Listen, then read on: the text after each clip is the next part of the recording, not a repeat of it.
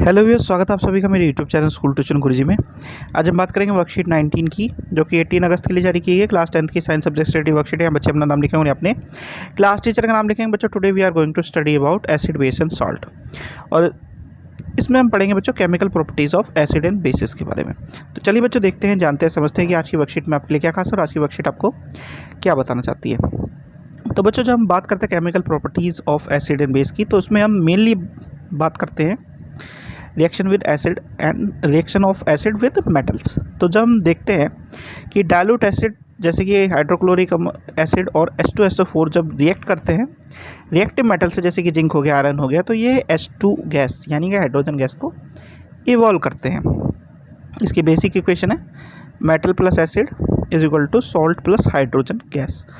और अगर हम देखें तो जब जिंक के साथ ये रिएक्शन होता है तो ZnSO4 और हाइड्रोजन गैस बनती है। अब एक तरीका है इसे H2 गैस के टेस्टिंग का। वो तरीका क्या है कि जब H2 गैस जो निकल रही है उस पर हम बर्निंग कैंडल को लाए तो वो पॉप साउंड के साथ बुझ जाएगी। ठीक है बच्चों, तो इसी को हम क्या कहते हैं बच्चों? इसको हम टेस्टिंग ऑफ हाइड्रोजन गैस कहते हैं।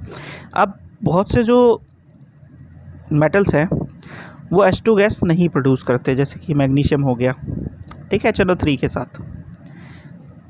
चलिए आगे बढ़ते हैं।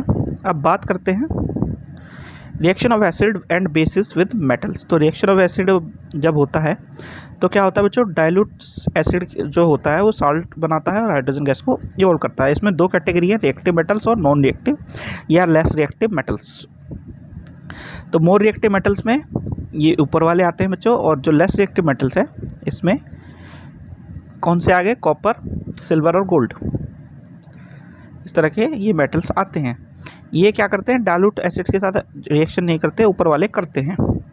एग्जांपल इसने दिया है zinc hydrochloric acid, zinc chloride और H2 गैस इवॉल्व हुई।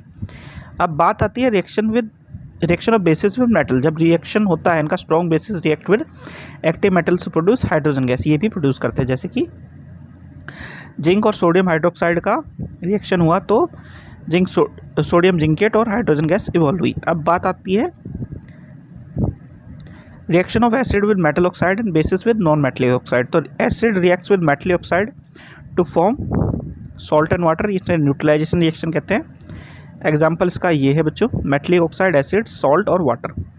ठीक है, नीचे इक्वेशन दी हुई है। फिर ऊपर की साइड में क्या है? Base reacts with non metallic oxide, acidic oxide जो होते हैं फॉर्म करते हैं सॉल्ट और वाटर।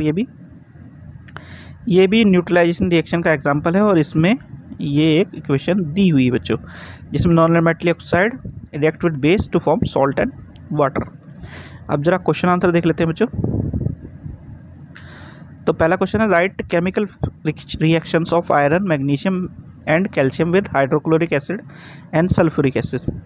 तो जरा एक एक करके रिएक्शंस देख लेते हैं। सबसे पहले बात करते हैं आयरन की। तो आयरन में पहला रिएक्शन हाइड्रोक्लोरिक एसिड के साथ कैसा होगा?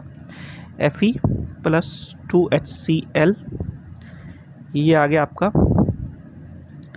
FeCl2+H2।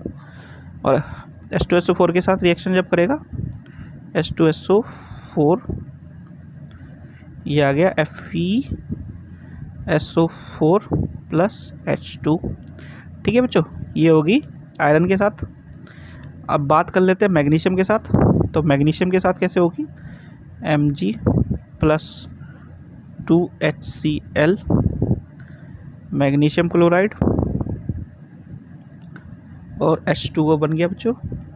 और जब H2SO4 के साथ होगी तो Mg+H2SO4, और ये क्या बनाएगा बच्चों? MgSO4+H2। ठीक है, आखिरी बची कैल्शियम के साथ। तो ये Ca+2HCl, ये CaCl2 बना देगा और हाइड्रोजन गैस रिलीज। और आखिरी में H2SO4 के साथ जब रिएक्शन कराएंगे बच्चों, इसे नीचे लिख देता हूँ, H2SO4 सल्फ्यूरिक एसिड के साथ जब रिएक्शन कराया तो क्या बनाया? ये बना है CaSO4 प्लस H2। ठीक है बच्चों, ये आपकी रिएक्शंस है तीनों की दोनों के साथ। ठीक है बच्चों, चलिए अगला क्वेश्चन देखते हैं। अगला क्वेश्चन है when CU react with nitric acid will it produce H2 gas और नॉट। तो no H2 gas is produced, क्योंकि जो नाइट्रिक एसिड है वो क्या है, स्ट्रॉन्ग ऑक्सीडाइजिंग एजेंट है। तो जो कॉपर के साथ रिएक्ट करेगा नाइट्रिक एसिड, तो ये ऑक्सीडाइज कर देगा H2 को H2O में, यानी कि H2 गैस को H2O बना देगा ये। ठीक है बच्चों, ऑक्सीडाइज करके। चलिए अगला देखते हैं।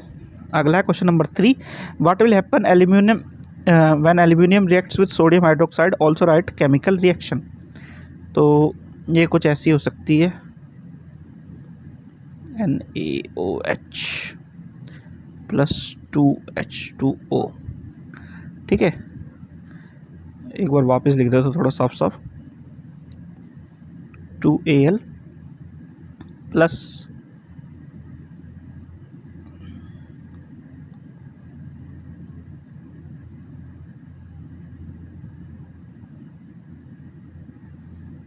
ये 2H2O, और जब ये रिएक्ट करेगा तो बनाएगा 2NaAlO2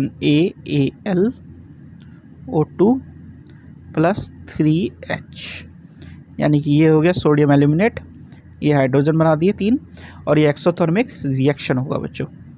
ठीक है, फिर है question number 4, how can we say that metallic oxide are basic in nature. तो metallic oxide are basic in nature because they react with dilute acid to form salt और वाटर। ऊपर यहाँ पे आपको इसका एग्जाम्पल मिल जाएगा क्वेश्चन नंबर 4 के answer के लिए बच्चों। अगला क्वेश्चन है बच्चों, did you ever notice why your mother never stores pickles और चटनी इन मेटलिक कंटेनर। तो पिकल्स और चटनीज मेनली क्या होती है, एसिडिक इन नेचर होती है बच्चों। And when acid reacts with metals it forms salt and hydrogen gas. तो रिएक्शन इनिशिएट जो फॉर्मेशन होता है इनका रिएक्शन के बाद वो क्या कर देता है बच्चों, वो टॉक्सिक कंपाउंड बना देता है, जो कि सॉल्ट्स जो होते हैं वो अनफिट होते हैं कंजम्पशन ऑफ ह्यूमंस के लिए, जो कि पॉइजनस इन नेचर भी होते हैं। तो इसी वजह से ये स्टोरेज के कंपेटेबल नहीं है बच्चों। और अगर आपको रिएक्शन देखनी हो तो रिएक्शन हम ऊपर पढ़ ही रहे हैं, यानी कि metals react with acid to form salt and hydrogen gas was evolved and the salts was poisonous और toxic in nature which can not be used और कंज्यूम्ड बाय ह्यूमंस बच्चों। तो बच्चों ये होगी आपकी वर्कशीट कंप्लीट और वीडियो भी। आशा करता हूँ आपको वीडियो अच्छी लगी होगी। अगर वीडियो अच्छी लगी हो तो चैनल को सब्सक्राइब करें, वीडियो को लाइक करें, शेयर करें। Thank you.